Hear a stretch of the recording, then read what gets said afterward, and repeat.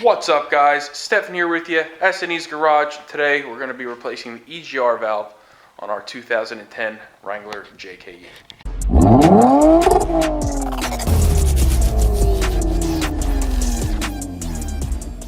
Alright guys, so we are getting a P0406, which is an EGR position sensor fault, and the EGR sensor, position sensor, is built into the valve. So we're going to go ahead and replace it. This thing's got 270,000 miles on it. I'm sure the EGR is probably a little bit clogged. So we're going to go ahead and take care of that today. Now, ordinarily, I go aftermarket when it comes to things like this because it's cheaper. But with where this thing is mounted, this is not a job that I want to do again because I'm going to tell you right now, it's going to be a pain in the butt. So we went ahead and we got an OEM Mopar EGR valve for this truck. And then we got our EGR valve gaskets. Now in the future, I am going to be pulling this upper and lower intake manifold. Just for the purpose of this video, I want to get this Jeep running right with no codes, so it'll pass inspection before I go crazy starting to fix oil leaks. So we're going to go ahead and tackle that EGR valve. Now where it is it's actually on the back side of bank one cylinder head. So it's going to be on the back of the passenger side cylinder head, and the only way that you're going to get to it is from behind the wheel. So what we have to do here is pull this fender liner. We're going to pull all these little clips. You're just going to look around the liner for the clips, and then we're going to be able to see the back side of the EGR valve. I'm not sure if we're going to have to do anything up here. We're probably going to have to loosen these two. Those look like 8mm bolts at minimum, and then possibly there's a bracket over here that we may have to loosen just so we can manipulate the EGR pipe a little bit to snake that valve out. So we're going to go ahead. I'm going to start the Jeep. I'm going to turn the wheel all the way to the right. That way I have a little bit more room in there, and then we're going to start getting this fender liner out. Alright guys, we got this fender liner off. Your hardest part here is going to be these plastic rivets. I found it easiest to just take a little punch here, or a pick, and just push it to center in. And this is what comes out. So we'll just get some body clips to replace them at some point. But what I want to show you here is this guy right back here is your EGR valve. So the first thing, wow, we can actually see just how bad our valve covers are leaking back here. But our next step here is going to be to remove this EGR pipe with those two 8mm bolts right there on the pipe that I'm looking at right there. So we're going to go ahead, remove them, and that is going to enable us to be able to remove those and the bracket here, and then we can move that pipe out of the way. Alright guys, well we went ahead and got those two bolts out, so that pipe will be loose down here. And then we went ahead and removed these two bolts up here and got that plate off. So now I just have to remove that bracket right here, and then we can go ahead and get this EGR pipe out of the way and make sure that it's clear. So this bracket here is held in with a 13mm nut, but your dipstick tube is in the way. So a swivel is going to be extremely helpful. But now that we went ahead and got that out of the way, we should be able to lift this pipe up and out and move it. So under that 13mm you're going to take off up top, there's going to be this bracket here for the fuel line and the vapor line that goes to the purge valve over here. You're going to want to disconnect that bracket from those two hoses.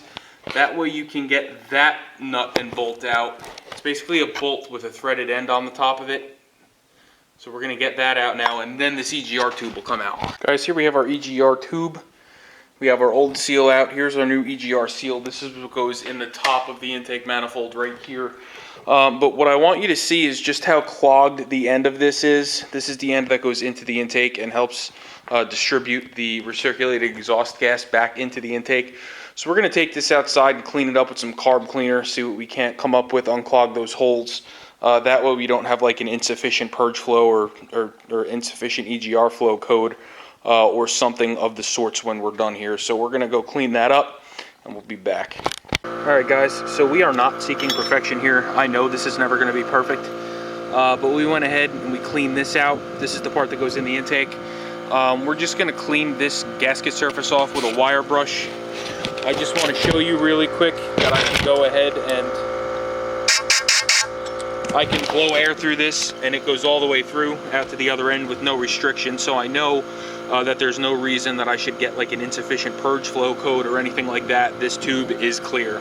So now we're just gonna clean it up and then we're gonna move on to getting the EGR valve out of the car. So at this point, getting the old valve out of the box is going to help you in taking this apart, because you can only see one of the bolts, and that's this front one right here. The back one, I have no idea where it is, and we're probably gonna have to do it back there by feel.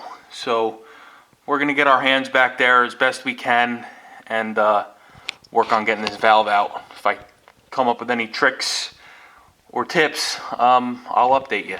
So here is our new EGR valve, and it's actually got a crack in the connector. It's like that when I got it out of the box, but I don't think it's going to affect anything, so we're going to run it. You'll see here it's going to come with a new gasket and new bolts, but the way it sits in there is just the way you see it, like this. So we see that bolt, and the other one's going to be up at the top behind it, so we got to try to snake that out. But I'm going to go ahead in there with a ratchet, and it looks like it's either going to be a 10 or a 12 mil, and we're going to work on getting that out. And then the connector is up top, so we'll probably have to unplug that from up here if I'm a gambling man, and I am. So let's unplug it, get it out. So the transmission dipstick tube is going to be in your way as far as getting a socket and ratchet in there. So we're going to go ahead and do this the barbaric way with a ratcheting wrench. And we're just gonna sit here and play with it until it's out. Alright guys, so this bolt back here is an absolute bear. I watched a couple of YouTube videos and I found a guy that put a bolt in his dipstick tube like this and then shifted it all the way over to the driver's side with a zip tie to hold it.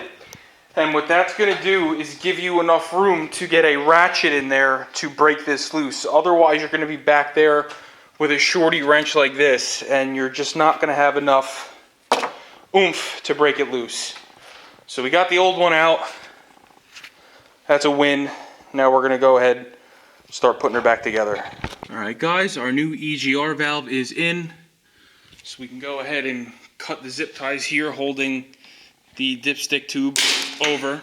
And you'll see just how much tension we had that under, but it was enough for us to get the job done. We had 2 bolts on there to help keep it from damaging anything. But now we can go ahead and put our EGR tube and gasket back in. Here's the new gasket for the tube. And I already went ahead and installed the new gasket up here. I went ahead and I put the lower bolts and the gasket on the lower tube. That way it doesn't fall while I'm sliding it down there. But now we're just gonna go up.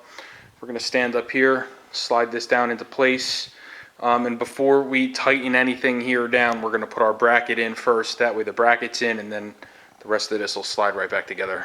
Alright guys, we got our EGR tube back in, both of our brackets on with the fuel lines clipped back in. We're tight down here. The only thing left to do is put this inner fender liner back in. However, I have to replace this oxygen sensor. I already ordered it. So I'm going to leave that, this inner fender liner off for right now, because, like I said, I'm going to need to be working in here. But let's go ahead, let's get in the truck, let's clear the codes, and let's see what we got.